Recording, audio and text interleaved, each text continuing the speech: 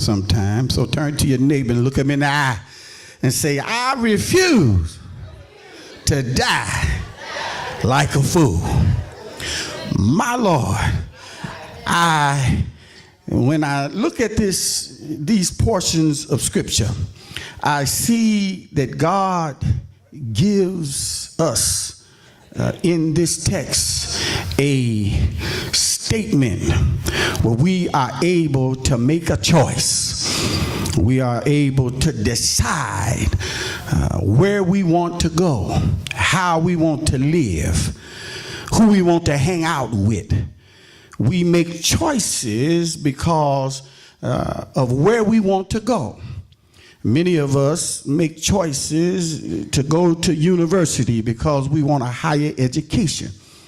Some of us, if you was like me, mama didn't stress college, but she did say, you gonna graduate, boy, out of the 12th grade, because when Minister Knight was a child, college wasn't taught in our family.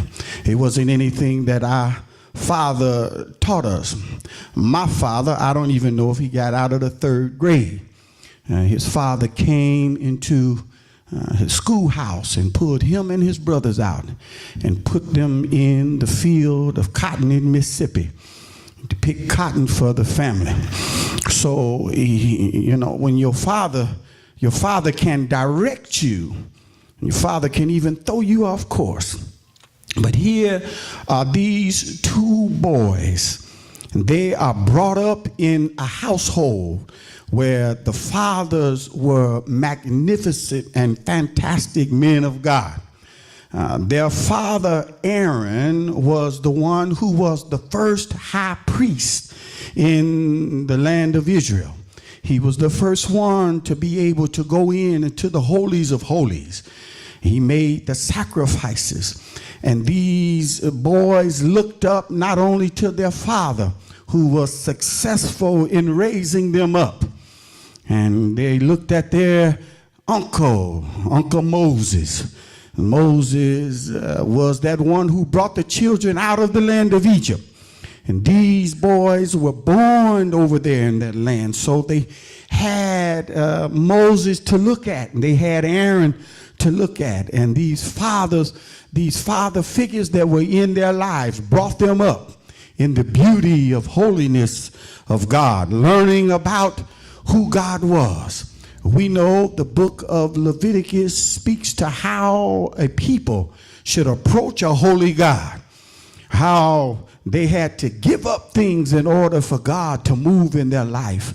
The book of Leviticus teaches us about sacrifices, and Moses and Aaron were the 2 that God spoke to Moses, and then Moses gathered Aaron and his 2 sons. Now, Aaron had 4 sons, but these 2, Nadab and Abihu, these 2 were the ones that were brought up in the eyes of Uncle Moses and Father Aaron. And these were the ones that would help Aaron around the altar.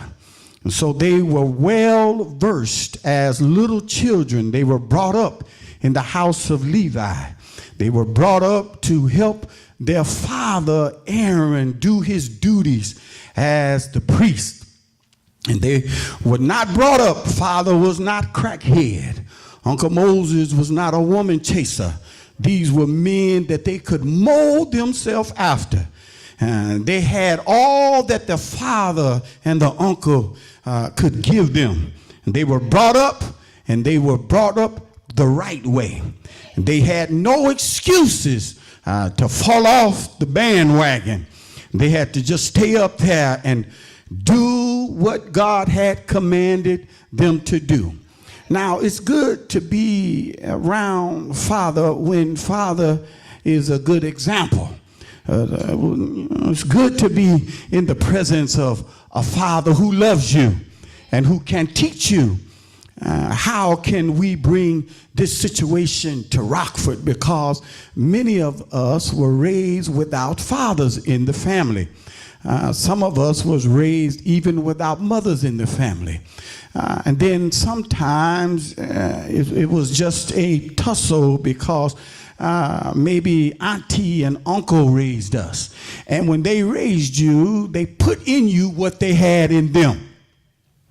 If they were cussers around the family, they probably called you all kind of names, and you grew up to be a cusser. If they were smokers, you probably smoked a little bit. If they were drinkers, it probably rubbed off on you a little bit. But whatever they did, if they told you to get up and go to Sunday school, you're not going to lay up in this house. I'm going to bring you up where you're going to know who Jesus Christ is.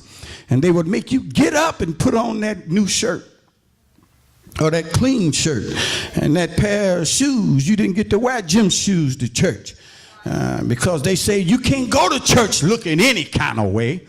You have to remember that this place called church is a special place. So here, these two sons, they were at the knees of Moses and Aaron, but they learned how to worship. They learned how to serve as priests, because being apprentice priests, that must have been fun. Hanging around daddy, he's cutting up animals and he's putting them on the altar. Carol's shaking her head now. You know, this was a place of, how do I get to be holy?